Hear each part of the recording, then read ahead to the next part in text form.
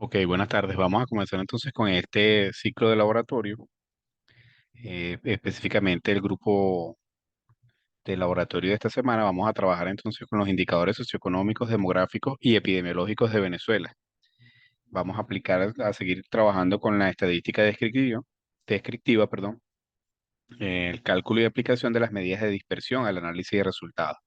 Entonces esta semana vamos a trabajar específicamente con todos los indicadores que estén presentados por estado, ¿ok? Solamente con indicadores que hayan sido procesados por estado. Eso es lo que vamos a trabajar esta semana. Y además vamos a hacer la aplicación de correlaciones y la construcción del diagrama de puntos.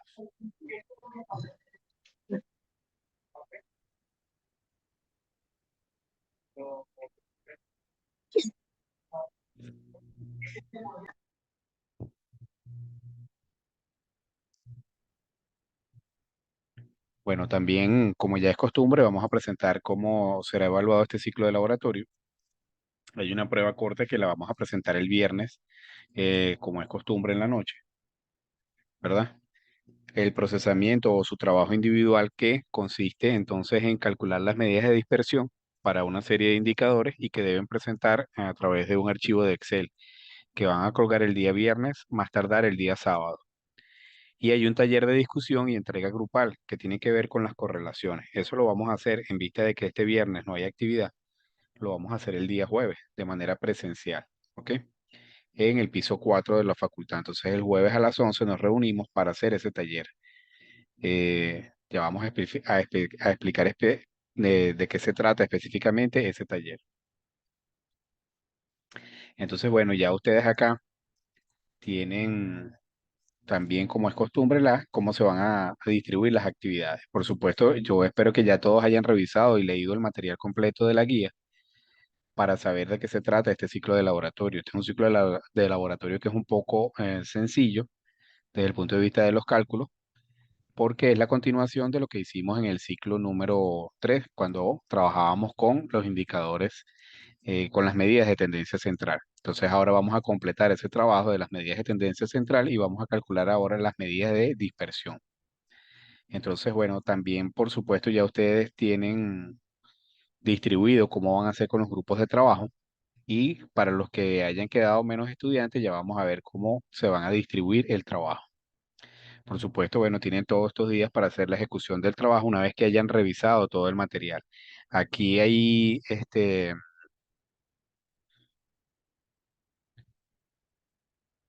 no pueden tener parcial de 9 a 12 porque a las 11 hay laboratorio. Así que no pueden tener parcial porque a las 11 de la mañana hay laboratorio. Y ese laboratorio hay laboratorio siempre. Entonces, el parcial van a tener que cambiarlo, pero no puede ser de 9 a 12. El parcial puede ser de 9 a 11, pero no de 9 a 12. Entonces, el seguimiento, por supuesto, asegurarse de que todos los compañeros también hagan su trabajo de investigación y el cierre, que es entonces la actividad que vamos a tener el día jueves y posteriormente la entrega del laboratorio, de las actividades de laboratorio. ¿Cómo vamos a distribuirnos el trabajo esta semana? Aquí tenemos. Aquí están los 5 estudiantes y estos son los indicadores. Entonces, tenemos indicadores epidemiológicos, indicadores demográficos e indicadores socioeconómicos. Por ejemplo, el estudiante número 1 va a trabajar todos, fíjense que aquí está expresado, todos estos indicadores son por estado. Es decir, no se va a trabajar ninguno de estos indicadores por tiempo, solamente por estado. Entonces, la tasa de mortalidad infantil, la tasa de mortalidad materna, la tasa de mortalidad por enfermedades transmisibles, la tasa de mortalidad por enfermedades no transmisibles y la tasa de mortalidad por causas externas. Los indicadores demográficos, tasa bruta de natalidad, tasa global de fecundidad, tasa bruta de mortalidad, esperanza de vida al nacer y densidad poblacional. En este caso hay 2 años, el año 2007 y el año 2016. Y indicadores socioeconómicos, Gini 2007, Gini 2016, el porcentaje de pobreza total por línea de la pobreza para el año 2007, el porcentaje de pobreza total para el año 2016 y el índice de desarrollo humano para el año 2007 y el año 2016. que deben hacer lo que aparece en la guía, es decir, deben procesar el indicador, calcular las medidas de dispersión y también ahí hay un cálculo adicional que tiene que ver con unos intervalos de confianza, ¿verdad? De una, 2 y 3 desviaciones estándar. Ese cálculo aparece en la guía, también en la guía de teoría. Entonces, antes de darle la explicación teórica aquí, repito entonces, cada estudiante debe procesar 4 indicadores, ¿verdad? Y el estudiante 5 va a procesar 6. En el caso de los grupos en los cuales se haya retirado algún otro estudiante, para efectos de la presentación individual, deben entregar sus 4 indicadores. Es decir, por ejemplo, si quedaron 3, bueno, el uno, el 2 y el 3. Pero deben asegurarse que se distribuyan el resto del trabajo porque este es parte del material que van a presentar en su trabajo final. Entonces, para el trabajo individual, entregan solo lo que les corresponde, pero deben asegurarse de hacer el resto de los cálculos. ¿Por qué? Porque deben tenerlos todos para hacer su trabajo final. ¿Ok? Eso es básicamente lo que deben tener presente.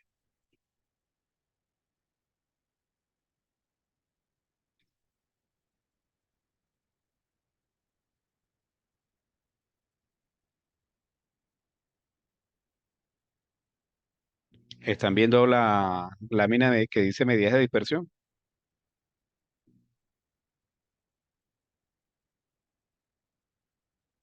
Ok. Entonces continuamos. Esta es una explicación teórica de lo que son las medidas de dispersión. Ustedes cómo se calcula, lo vamos a hacer ahorita al final, pero también al finalizar esta explicación, deben revisar el video que está colgado ahí con la clase. En el video aparece, es una continuación de lo que hicimos en el ciclo número 3. Así que ahí va a aparecer también el video con la explicación de cómo calcular estas medidas de dispersión. Entonces, bueno, por supuesto que en estadística las medidas de dispersión son importantes para entender la variabilidad de los datos. Es decir, cuán homogéneos pueden estar unos datos en función de una medida de tendencia central. Es decir, nosotros calculamos una medida de tendencia central esperando que los datos se encuentren lo más cercano posible a esa medida de tendencia central. Entonces, la dispersión nos permite ver si están muy cercanos o están muy alejados de esa medida que hemos calculado. Dentro de esas medidas de dispersión tenemos, por ejemplo, el rango o recorrido, que lo utilizamos nosotros para calcular la amplitud de clase cuando vamos a hacer nuestra distribución de frecuencia. Esta se calcula de manera sencilla porque es la suma de los valores extremos, la resta, perdón, de los valores extremos, es decir, el valor máximo menos el valor mínimo. Eso es lo que nos da el rango o recorrido. Útil, por supuesto, para entender la amplitud de esos valores. No se está viendo la diapositiva.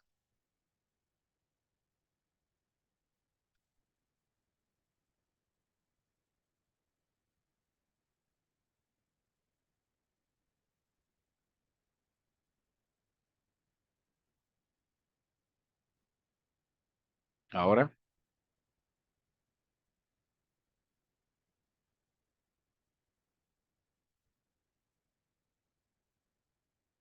ok. Ok, entonces, bueno, continuamos. Entonces, como ya les decía, bueno, el rango recorrido útil para definir la amplitud de estos valores. Y ya nosotros la hemos trabajado, así que es bastante sencillo el cálculo de ella, es la más sencilla que tenemos ahí. Luego tenemos el rango intercuartílico, que nosotros no lo utilizamos tampoco aquí, pero que ya sabemos cómo calcular los cuartiles. Y este rango intercuartílico es una estimación de la dispersión de una distribución de datos que consiste, cómo se calcula ese rango, es la diferencia entre el primer y el tercer cuartil. Entonces, esta medida lo bueno que tiene es que permite excluir valores que son muy atípicos, es decir, que están o muy, muy, muy alejados del promedio, o son muy altos o muy bajos. Entonces, son valores atípicos y con esta medida del rango intercuartílico es útil para poder trabajar con ella. Mientras mayor sea ese rango intercuartílico, significa que la dispersión de datos será mayor, es decir, los datos están más alejados del promedio. En el caso de la varianza, mide, fíjense ustedes que aquí la varianza entonces es otra de las medidas, esta sí lo vamos a calcular nosotros, y mide la dispersión de datos de una muestra respecto a la media. Aquí lo que se hace es que se calcula el promedio de los cuadrados de las diferencias entre cada dato y la media o promedio. Es decir, nosotros tenemos un promedio y restamos la diferencia que hay entre el promedio y cada uno de los valores que nosotros tenemos. Eso se eleva al cuadrado y ese cuadrado es lo que se suma. Y entonces con ello calculamos la varianza. Por supuesto, proporciona una medida también de dispersión cuadrática de los datos. Es útil para entender también, por supuesto, la variabilidad de los datos. Recuerden que nosotros estamos utilizando aquí la estadística, estas medidas, como una herramienta de análisis, ¿verdad? No la estamos utilizando como estadísticos para entender completamente lo que es la estadística, sino que la estamos utilizando como una herramienta de análisis.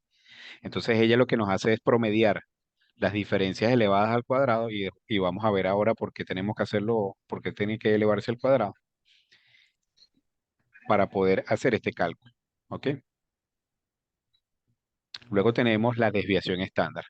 Es la medida de dispersión que se asocia directamente con la media. Mide el promedio, entonces aquí este es el promedio de las desviaciones de los datos respecto a la media en las mismas unidades de los datos. Fíjense que la varianza lo hace elevando al cuadrado. Aquí no. Aquí lo hacemos es el promedio de esas desviaciones o el promedio de esas diferencias que hay entre la media y el valor que estamos calculando, ¿sí?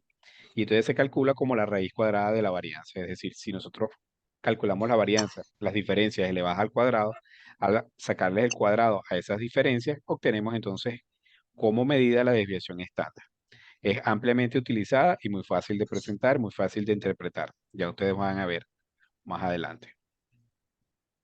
La desviación media es la media de las diferencias entre cada dato y la media del conjunto. Fíjense que aquí lo único que hacemos es calcular el promedio de las diferencias.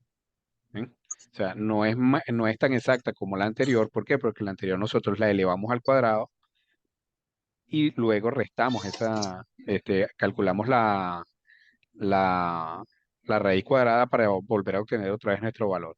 Aquí tomamos las diferencias y las promediamos.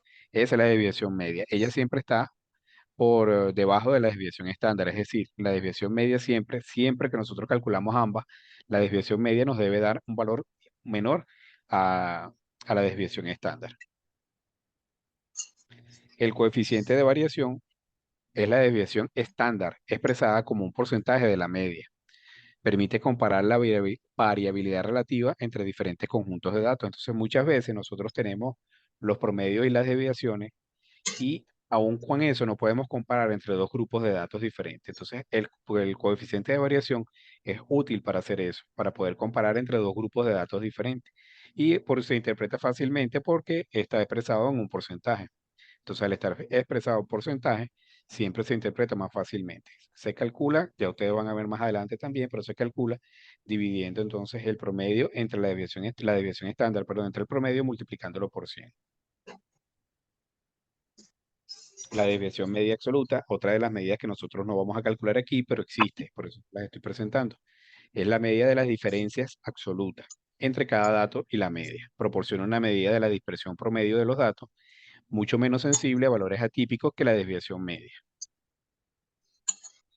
Por supuesto, bueno, las ventajas que tienen las medidas de dispersión es que son fundamentales para comprender la homogeneidad de los datos, es decir, qué tan cercanos están. Y recuerden que nosotros, por ejemplo, que estamos trabajando en salud pública y estamos trabajando con indicadores de salud, esa variabilidad o esa homogeneidad de los datos lo que nos va a decir nos va a hablar un poco de las inequidades en salud. Entonces permite identificar patrones y tendencias en la distribución de los datos. Si están muy alejadas, quiere decir que, por ejemplo, en el caso de los estados, tienen diferentes o tasas muy diferentes al promedio, ¿sí? Y entonces eso tendríamos que interpretarlo siempre a la luz de los conceptos. Son esenciales para la toma de decisiones basadas en evidencia, por supuesto. Las limitaciones es que algunas de las medidas de dispersión pueden ser sensibles a valores atípicos, es decir, si nosotros tenemos valores dentro de una media, tenemos valores muy alejados, es decir, o muy altos o muy bajos, ellos generalmente tienden a arrastrar el promedio y eso entonces modifica la distribución de los datos. A eso es lo que se refiere a los valores atípicos. Es decir, si por ejemplo nosotros tenemos en nota, pero nosotros estamos alrededor de 14, entonces bueno, tenemos 12, 13, 14, 15, 16, 13, 14, 15, o sea, todas las notas están alrededor de 14, pero de repente sacamos un 0,1, ese es un valor atípico, ¿verdad? Que está muy alejado del promedio. Entonces ese valor arrastra todos los valores ¿verdad? Hacia el 0,1. Entonces arrastra el promedio de notas hacia ese valor. Entonces eso es lo que significa un valor atípico. Cuando eso es así, se prefiere trabajar en vez del promedio con la mediana. Importante considerar estas limitaciones cuando estamos para hacer sobre todo la interpretación de los resultados. Al analizar la dispersión de los datos, es importante seleccionar la medida adecuada según las características del conjunto de datos y el objetivo del análisis. Por supuesto, las medidas de dispersión proporcionan información valiosa para tomar decisiones informadas. En el caso nuestro, nosotros estamos haciendo un análisis de situación de salud y estamos trabajando con indicadores de salud. Entonces, esas medidas son útiles o no son útiles, por supuesto, para poder evidenciar los patrones que están ocurriendo dentro de la población en materia del indicador con el que estamos trabajando. Entonces, vamos a dejar de compartir aquí y vamos a compartir la próxima lámina. Ya que tengo que buscarla por aquí, no la había abierto. Porque ahora vamos a ver el análisis de correlación estadística, también desde el punto de vista teórico solamente, ¿ok? Ya vamos a ver cómo lo presentamos.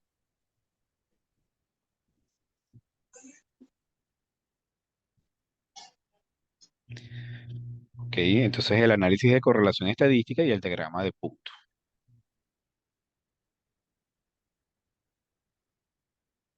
Este es otro, digamos que es otra herramienta estadística que es muy útil, que nosotros también podemos utilizar y de hecho vamos a utilizar. Y sobre este punto es que nosotros vamos a hacer la discusión del día jueves, ¿ok? Por supuesto, bueno, aquí vamos a abordar lo que es el diagrama de puntos y la correlación, la posibilidad de correlación lineal entre dos variables como una herramienta de cálculo estadístico. Entonces, la correlación estadística es una medida que indica la fuerza y dirección. Fíjense ustedes, fuerza y dirección, es decir, hacia dónde están relacionadas. De una relación lineal entre dos variables. Se expresa como el cociente de una correlación que varía entre -1 y 1. Es decir, si a mí la correlación o el coeficiente de correlación me da 2, significa que estoy haciendo mal el trabajo. Porque ella no puede dar sino entre -1 y 1. Me puede dar 0, me puede dar 1, me puede dar -1, pero no me puede dar 2, ni 3, ni 4, ni 5. El valor cercano a 1, ¿verdad? Mientras más cercano a 1, positivo o negativo se encuentre, es una correlación positiva, mientras que un valor cercano a -1 indica una relación negativa o una asociación negativa entre las dos variables que estamos midiendo. Un coeficiente de correlación cercano a 0 indica una relación muy débil o que no existe relación o asociación entre los indicadores, entre las dos variables que nosotros estamos midiendo. Se debe recordar que la correlación no implica causalidad. Es decir, nosotros no podemos hablar cuando estamos trabajando con las correlaciones en función de causas de que una variable es causa de la otra. Lo que podemos decir es que están asociadas, que cuando se observa que una aumenta, la otra puede aumentar, o cuando observamos que una aumenta, la otra puede disminuir. Pues entonces, si es positiva, lo que podemos decir es eso. Si la asociación es positiva, es decir, si el resultado del coeficiente de correlación o da positivo, significa que la asociación es positiva. Entonces, cuando vemos que una aumenta, la otra también se observa aumento. Si es negativa, significa que cuando una se observa que una aumenta, la otra disminuye. Es fundamental, por supuesto, analizar otros factores antes de al poder obtener conclusiones, ¿verdad? Sobre el comportamiento de las variables, sobre todo en nuestro caso, que estamos trabajando con variables de salud. Por supuesto, repito, la variable, y esto es importante que lo tengan claro, que la correlación no es igual a causalidad. ¿Ok? No significa causalidad. El diagrama de puntos es una representación gráfica de esa relación entre las dos variables. Cada punto en el diagrama representa una observación para ambas variables. Ya lo vamos a ver con un ejemplo. Y esta visualización nos permite identificar patrones y tendencias en los datos. Entonces ahí es donde vamos a poder ver si la correlación es positiva o es negativa, más allá de el cálculo de el coeficiente. Es una herramienta fundamental también en el análisis exploratorio de datos. Fíjense que es muy importante, sobre todo en la parte exploratoria, si con nosotros estamos haciendo estos trabajos descriptivos en los cuales nosotros vamos a proponer, ¿verdad? Otros estudios. Entonces la correlación es importante porque entonces nosotros podemos plantear diversas posibles asociaciones que se pudieran entonces estudiar de cara a otros estudios con otros diseños de trabajo, ¿verdad? Por ejemplo, un diseño experimental, un diseño transversal, etcétera. Una correlación positiva se observa cuando el aumento en el valor de una de las variables se relaciona con el aumento en el valor de la otra variable, lo que ya les había dicho. El diagrama de puntos se representa con una tendencia ascendente. Es importante analizar la fuerza de esta relación antes de obtener conclusiones. Una correlación negativa se observa cuando el aumento en el valor de una de las variables se relaciona con la disminución en el valor de la otra variable. ¿Cómo se observa entonces en el diagrama de puntos? Se observa una tendencia descendente. Y es crucial, por supuesto, nuevamente analizar esta relación antes de obtener conclusiones. La fuerza de correlación se refiere a qué tan cerca están los puntos del diagrama de puntos en una línea recta. Entonces, cuando nosotros hacemos el gráfico del diagrama de puntos, podemos tener los puntos muy alejados unos de otros o muy cercanos unos de otros. Eso significa entonces, desde el punto de vista gráfico, al ver el gráfico, eso es lo que nos dice si la relación es, si esa posible relación es fuerte o es débil. Cuanto más ajustados estén los puntos en la línea, más fuerte es la correlación. Este análisis visual, como les acabo de decir, pues permite evaluar rápidamente el tipo de asociación que se tiene. El diagrama de puntos también es crucial para la toma de datos, permite comprender las relaciones entre las variables, identificar los patrones y las tendencias y predecir comportamiento. Las limitaciones es que a pesar de la utilidad, en el análisis de la correlación tiene sus limitaciones. ¿Por qué? Porque como hemos dicho, lo primero es que no significa causalidad. Es decir, nosotros no podemos probar causalidad a través de una correlación. Lo que podemos decir es que están asociadas, que suceden juntas y que cuando una aumenta, la otra también se observa que aumenta, pero no podemos decir que una depende de la otra, ni tampoco podemos decir que es causa de la otra positiva o de manera negativa, ¿ok? O sea, que hace que una aumente mientras la otra disminuye o viceversa. Ese tipo de conclusiones no las podemos hacer a través de una relación. Lo único que podemos decir es que ocurren juntas y que cuando ocurren, una se observa que aumenta, la otra también aumenta, o cuando una aumenta, se observa que la otra disminuye. Y entonces ahí es donde nosotros planteamos hipótesis. Y la pregunta es, ¿a través de qué planteamos las hipótesis? Es decir, ¿con qué nosotros hacemos estas correlaciones? ¿Cuál es el elemento que nosotros nos estamos presentando aquí que requerimos para poder plantear o formular nuestras correlaciones?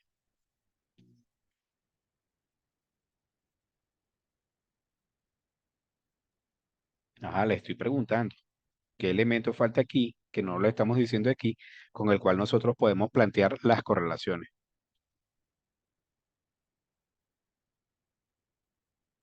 Nadie.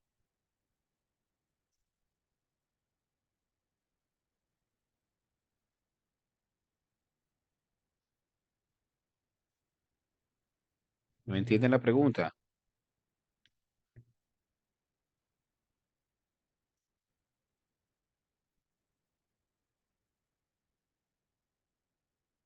Bueno, por supuesto, se es reiterativo en esto porque es un error muy común plantear la correlación como una relación de ca- causalidad. Recuerden que es causalidad, no casualidad, causalidad, ¿verdad? Como que una es causa de la otra. Entonces, evidentemente, este es el error más común que se consigue cuando se trabaja con las correlaciones y por eso debe evitarse siempre que sea posible. En la investigación, ya lo he dicho, pues sobre todo en esta investigación que como más o menos como la que nosotros estamos haciendo, que son investigaciones de tipo exploratorio, descriptivas, exploratorias, en las cuales uno lo que busca es posible generar eh, posibles futuros estudios, entonces a través de hipótesis. Uno lo que quiere es generar hipótesis y esa generación de hipótesis surgen normalmente de la formulación de estas posibles correlaciones que hay entre los elementos que estamos estudiando. Fíjense que, por ejemplo, los factores de riesgo en salud son unos elementos que pueden influir unos con otros y entonces nosotros podemos plantear, ¿verdad? Posibles asociaciones para explicar los problemas de salud. O sea, el problema de salud que nosotros estamos investigando pudiera estar asociado a diversos eventos que suceden en el país, que, por ejemplo, en el caso nuestro que estamos trabajando con Venezuela, entonces de diferentes eventos que suceden en el país también pudieran tener impacto en el problema de salud que nosotros estamos trabajando. Entonces ahí pudiéramos plantear diferentes correlaciones. ¿Ok?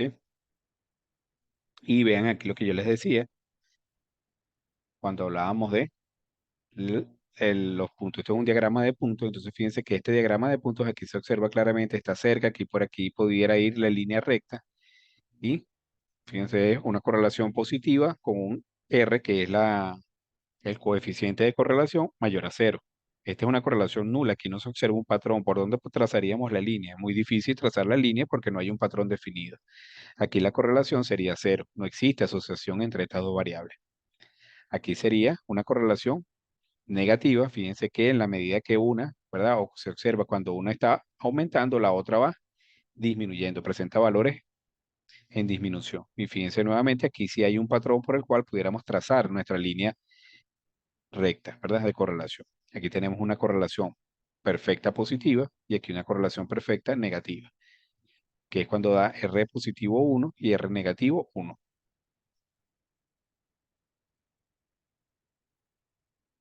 Listo. ¿Alguna pregunta? Ajá, no me dijeron qué necesitamos para poder plantear las correlaciones. ¿A través de qué planteamos nosotros las correlaciones?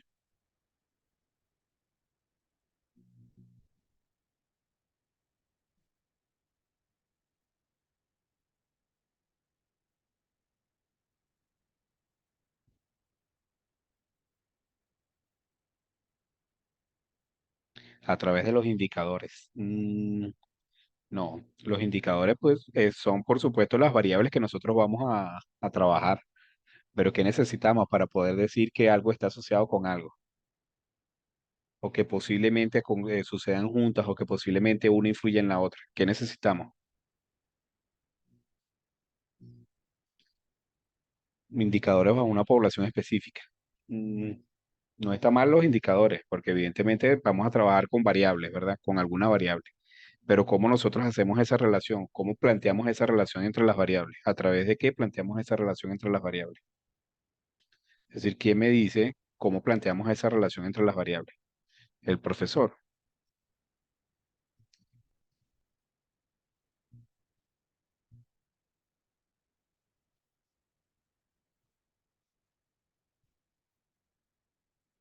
¿Mm? ¿A través de qué planteamos esa relación? Por favor, con línea de tiempo de las muestras no, con la teoría. Tenemos que estudiar, no tampoco de los rangos, a través de la teoría.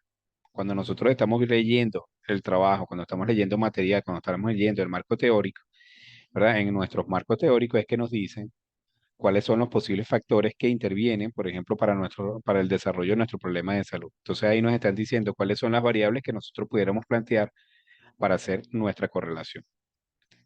¿Ok? Vamos entonces aquí.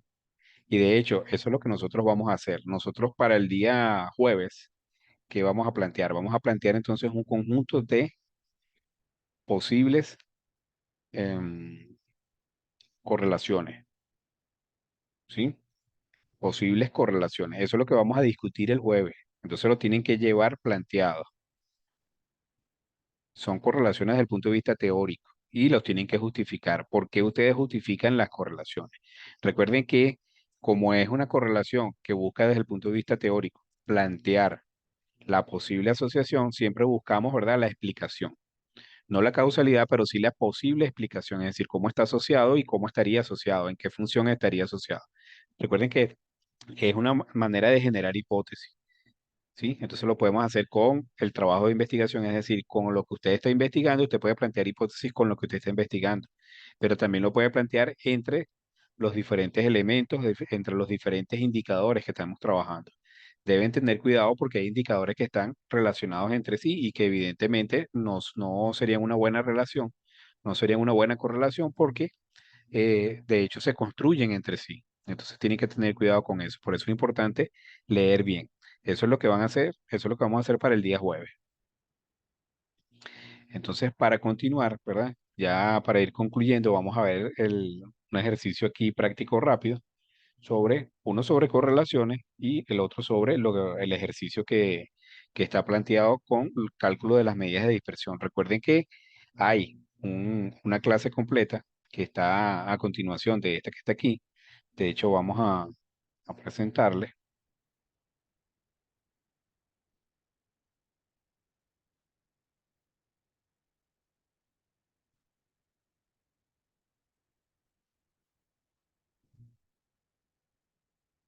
Ok, ya ustedes están viendo mi pantalla. Entonces aquí tienen clase de las medidas de dispersión. Esta que está aquí, ¿verdad? Esta clase que está aquí deben verla. Yo les sugiero que lo hagan inmediatamente después que vean esta explicación porque van a terminar de comprender cómo se van a calcular esas medidas de dispersión. Acá, también dentro del material está lo de las correlaciones, la dispersión, las medidas de dispersión, una guía que deben revisar. Y por aquí, esto que está aquí, son el resultado de los indicadores epidemiológicos. Por eso es que ya los estudiantes que no entregaron su trabajo de indicadores epidemiológicos, no se los voy a recibir, porque aquí está el resultado. O sea, aquí ya tienen, por ejemplo, las tasas calculadas por estado, la tasa de mortalidad infantil, la tasa de mortalidad materna, la tasa de mortalidad por enfermedades no transmisibles, etcétera. ¿Ok? Entonces, los que no pudieron, no entregaron su trabajo a tiempo, pues ya no tienen posibilidad de entregarlo. Antes de entrar al ejercicio, vamos también a que vean por acá el material, que yo creo que ya lo deben haber visto, ¿verdad?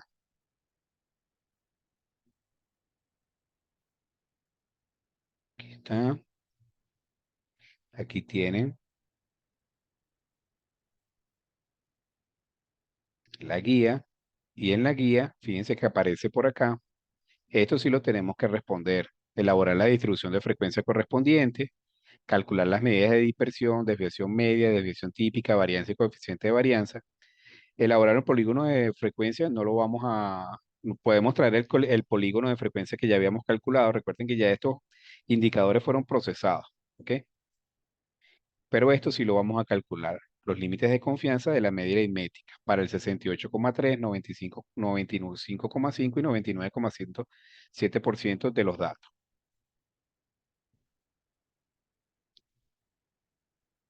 Y fíjense, aquí dice un indicador socioeconómico y un indicador demográfico. Uno demográfico y uno epidemiológico. Uno socioeconómico y uno epidemiológico.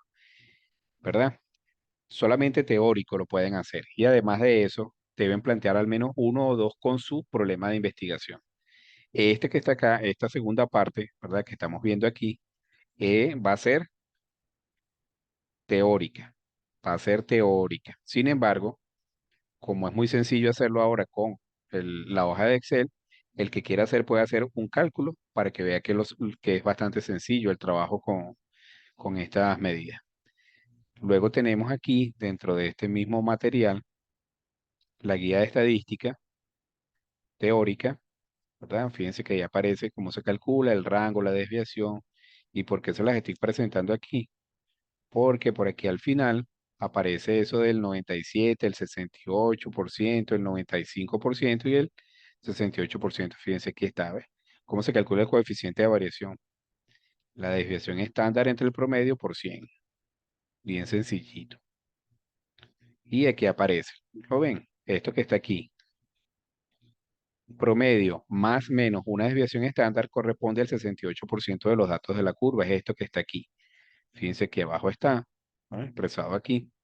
¿Qué significa esto? Normalmente nosotros asumimos que los datos se distribuyen de una forma normal. Esto es lo que llamamos una campana de Gauss o una distribución normal.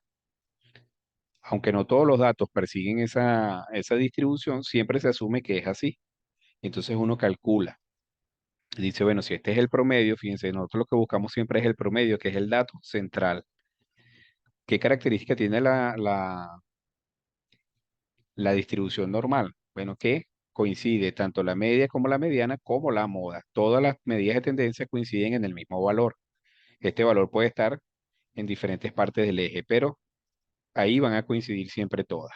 Entonces, esto que está aquí significa una desviación estándar menos y una desviación estándar más. Entonces, entre estos límites, se dice que hay el 68,3% de los datos. En nuestro caso, si estamos trabajando con estados, ¿cuántos estados estarán acá? El 68,3%. Dos desviaciones estándar, es decir, dos desviaciones estándar menos del promedio y dos desviaciones estándar más del promedio, decimos que hay el 95,5% de los datos. En nuestro caso, que estamos trabajando con estados, es el 95,5% de los datos, de los estados. Y con tres desviaciones estándar ya tendríamos, ¿verdad? El 99,7% de los datos. Entonces dependemos de lo que estamos calculando. Esto es lo que ustedes van a buscar. El 98, el 68,3, el 95,5 y el 99,7%. Después que calculen cada una de las medidas de dispersión de los indicadores con los cuales están trabajando. Y en la otra guía que está aquí, lo que se habla es de la regresión y la correlación. Bueno, más o menos lo que nosotros acabamos de ver es una guía teórica que preparó la profesora María Teresa Ibarz. Ahí aparece cómo se calcula y cómo se hacen todos los gráficos y todo eso. Pero ya esto, ¿verdad? Esto lo tenemos que tener presente, que también es sencillo. Fíjense que si tenemos una variable x, una variable y, elevar la variable x al cuadrado, elevar la variable y al cuadrado, multiplicar x por y con esos datos calculamos, lo sustituimos acá en la fórmula de la correlación, que es esta que está aquí, y determinamos el coeficiente de correlación. Repito, ya vamos a verlo en una hoja de Excel, que es un poco más sencillo.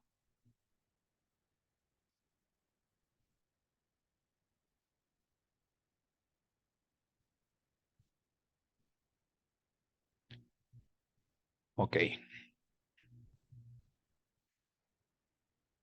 bien, fíjense que yo tengo acá, pues, todos están viendo, ¿verdad? Entonces tenemos una distribución de frecuencia para la enfermedad isquémica del corazón. En este caso,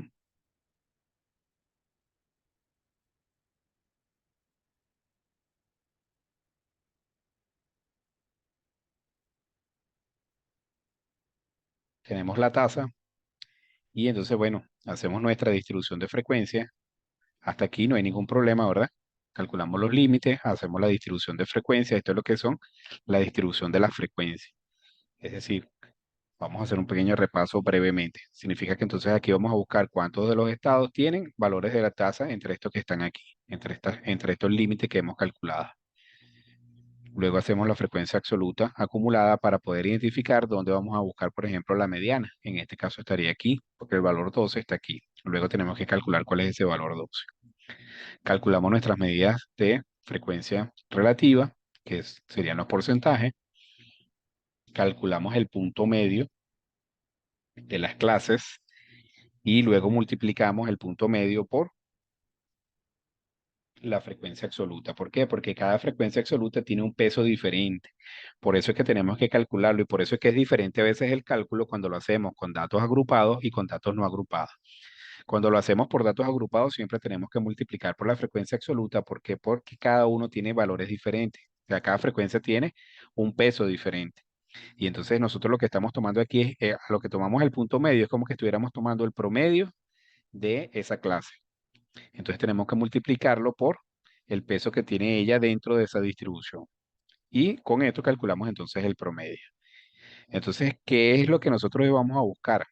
Lo primero que tenemos que buscar es la distancia que hay de cada uno de los datos con relación a el promedio. Entonces lo que hacemos es que colocamos nuestro operador igual y decimos punto medio, ¿verdad? Que es como el promedio de esa clase, menos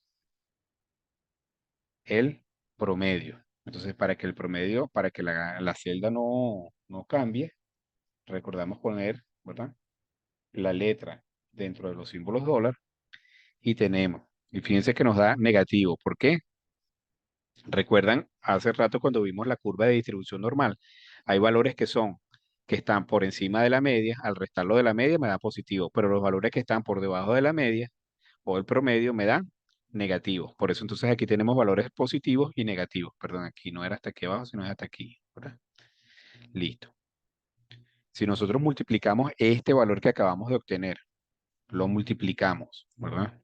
Por la frecuencia absoluta. Tienen que tener cuidado siempre cuando estén multiplicando que sea por la frecuencia absoluta y no por la frecuencia absoluta acumulada, porque si no, entonces cometen un error. ¿Sí? Y sumamos, ¿cuánto nos debería dar aquí? Antes de sumar, ¿cuánto nos debería dar aquí?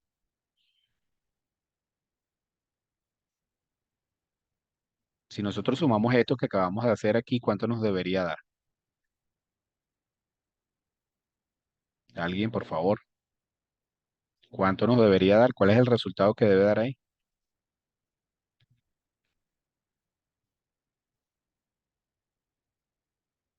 La muestra. Fíjate, vamos a ver si te da la muestra. Dio cero, está mal. Fíjense que les dio cero, está mal. Eso significa que si da cero está mal. ¿Sí o no?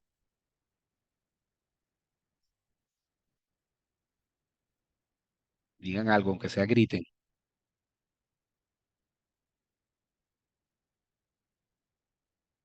No, no está mal. Ajá, pero si no está mal, ¿por qué no? Que acabo de decirles con relación a los valores y la media. ¿Ah? Que hay valores que están, vamos a traérnosla para acá. Lo que pasa es que tengo que dejar de compartir. No, ese es el coeficiente de correlación, ¿viste? Tienen que tener cuidado. Vamos a compartir aquí. Vamos a traernos esta que está aquí, aquí, esta. Otra vez, ¿verdad? Y fíjense para que puedan entender por qué nos va a dar cero.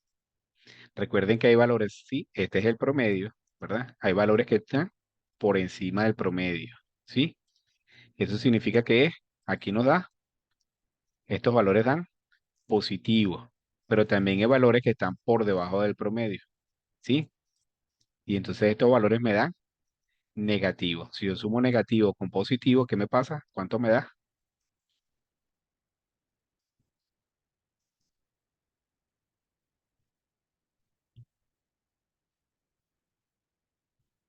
¿Mm?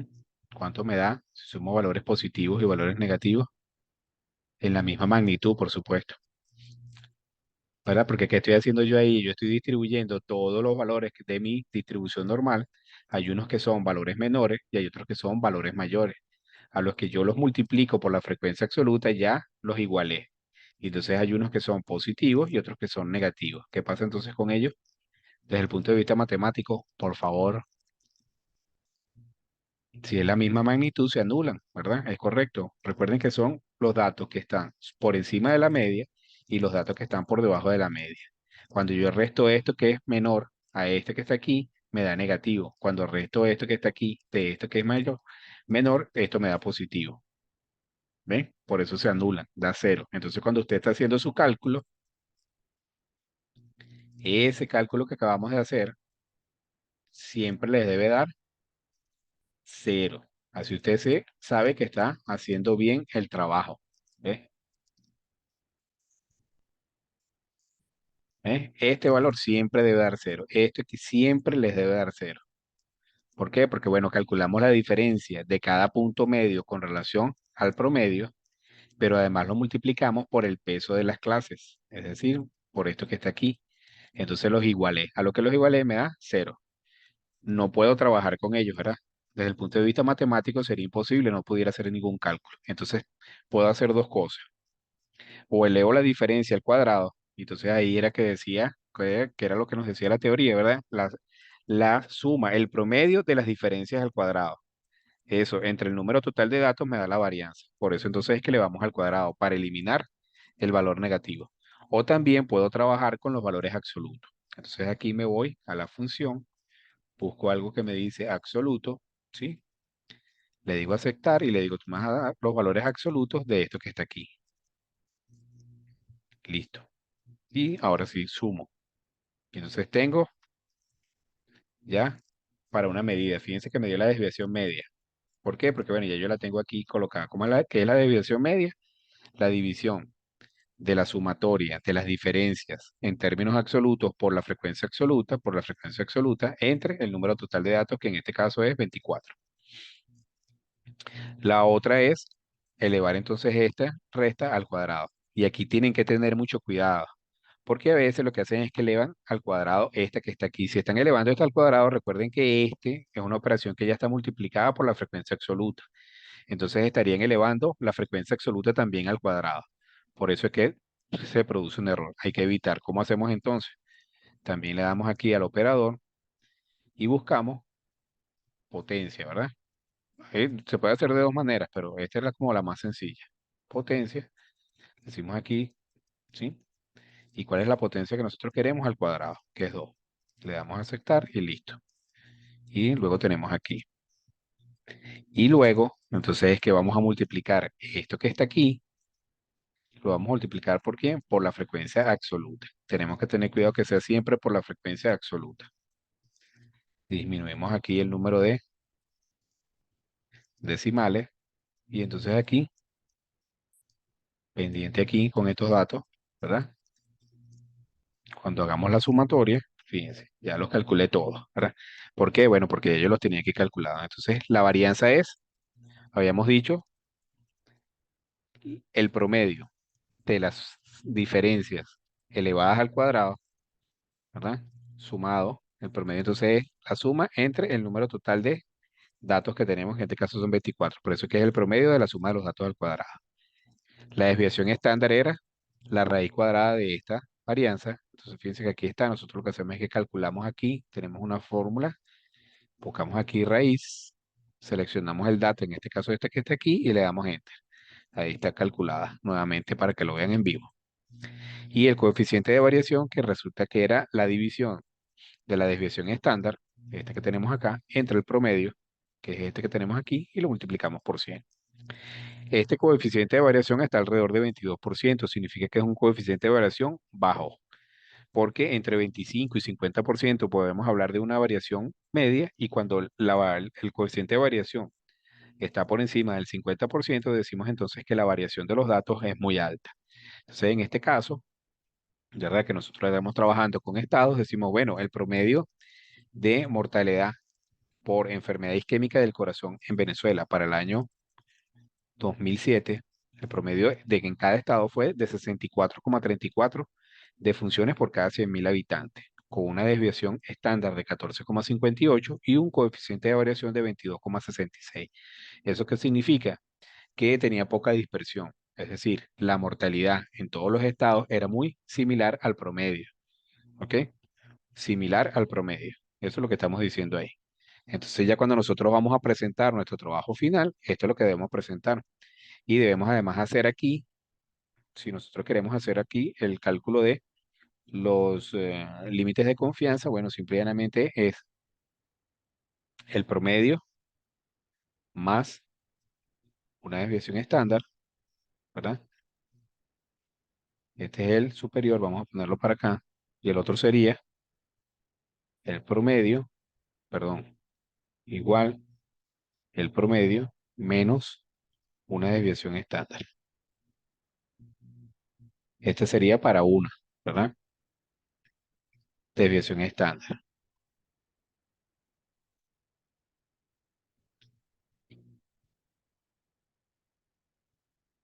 Luego tenemos para dos desviaciones estándar y para tres desviaciones estándar.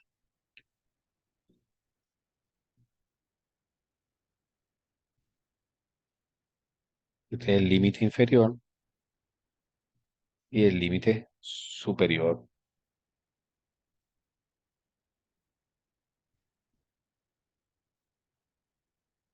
Y entonces aquí sería promedio menos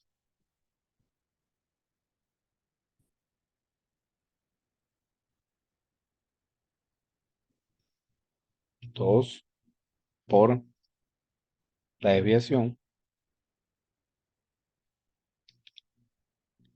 ¿sí?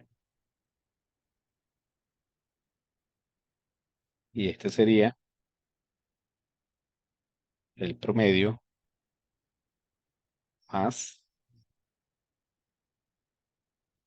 2 por la desviación estándar.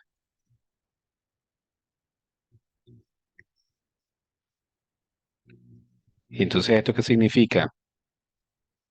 Bueno, que el 68% en el caso que estamos trabajando nosotros, que son los estados, tienen una tasa de mortalidad por enfermedad isquémica del corazón o presentaron en el 2007, ¿verdad? Porque esto es un dato del 2007. Entonces presentaron una tasa de mortalidad entre 49,76 y 78,91. Entonces el 68% de los estados tenían esa tasa de mortalidad y el 95,5 tenían tasa de mortalidad entre 35,18 y 93,49, con una dispersión bastante baja. Es decir, muchos estados tenían una tasa que eran similares al promedio. Repito, una vez que terminemos aquí, ustedes deben ver entonces el video que está a continuación, que es una clase es corta, tampoco es mucho, no tiene mucho tampoco, mucho extensión en el tiempo, para que puedan comprender completamente el trabajo. ¿Tienen alguna pregunta con relación al trabajo individual, con relación al trabajo grupal? Por favor, pregunten todo, que no queden dudas. Profe, yo tengo una consulta. En cada Ujú. uno de los indicadores, tanto el epidemiológico, el socioeconómico y el último, tenemos que calcular las medidas de dispersión y la frecuencia. Bueno, van de la mano, pero en cada Sí, uno debemos hacerlo. sí, es correcto. Tienen que hacerlo para los cuatro indicadores. O sea, para lo que esté, tal y como está en la presentación que les acabo de hacer. O sea, la guía dice una manera, pero la guía no la actualicé. Es la presentación que les acabo de indicar, ¿ok? Había un grupo que me acaba de decir que tenía nada más tres integrantes. Bueno, los integrantes, Nosotras. ok, entonces ustedes van a entregar cada una su indicador individual, es decir, va a ser uno, dos y tres, pero tienen que hacer los otros, no para entregarlos, pero sí tienen que hacerlos para poder presentar su trabajo final. ¿Ves? Porque los van a tener que Ok, presentar en el trabajo. Entonces, o los hacen todos y los presentan, igual no es mucho trabajo. Ustedes vieron que es bastante sencillo, es rápido. Una vez que tengan hechas, lo que tienen es que rescatar las distribuciones de frecuencia que hicieron en los ciclos anteriores, ver que estén completas, distribuírselas bien y las presentan y calculan rápido las medidas de dispersión. ¿Ok? ok. Profe, otra cosa, en cuanto Ujú. a la tasa bruta no, tasa de mortalidad infantil, nosotros no tenemos que calcular nada en esta oportunidad, eh, las en medidas esa de parte. dispersión, las medidas de dispersión, todo lo que Ok, esté presentado por estado, todo indicador que se presente por estado debe tener sus medidas de tendencia central y sus medidas de dispersión. Todo ok, indicador que esté presentado por estado. ¿Qué le faltaría ahí? Que no lo vamos a pedir para ahorita, el mapa, ¿verdad? Ya lo pueden ir adelantando ustedes, porque lo que le falta es el mapa. Si ustedes van haciendo el mapa, entonces ya como yo se los presenté en la clase que tuvimos el miércoles pasado. O sea, ya uno lo que presenta es el mapa y sus indicadores, todas sus medidas de tendencia central y la leyenda. Y con eso hace la descripción de lo que se observa en el mapa. Déjenme parar la grabación.